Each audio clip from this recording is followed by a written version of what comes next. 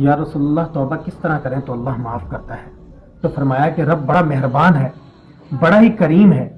وہ تو کسی بندے کی اونٹنی اگر گم ہو جائے صحرا میں، اور گم بھی اس طرح ہو کہ اس کے پیسے، اس کا کھانا، اس کے کپڑے وغیرہ سب کچھ اس اونٹنی کے اوپر ہے، علاقہ بھی صحرا کا ہے، اور اس نے جو ہے سوتے وقت اونٹنی کو کسی ٹہنی کے ساتھ باندھا اور پھر وہ سو گیا.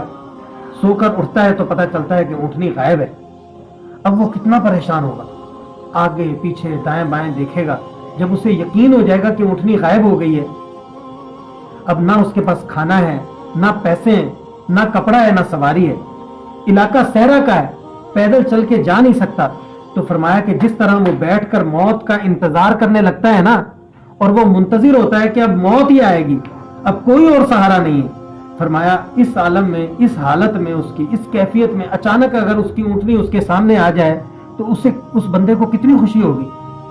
تو صحابہ نے عرض کیا یا رسول اللہ فدا کا امی و ابی، آپ پر ہماری مال اور جان، اور ہماری جان اور ہمارا ماں باپ، ہمارا مال و اسباب سب آپ پر قربان ہو جائے. فرمایا یا رسول اللہ اس سے تو بڑی خوشی ہوگی.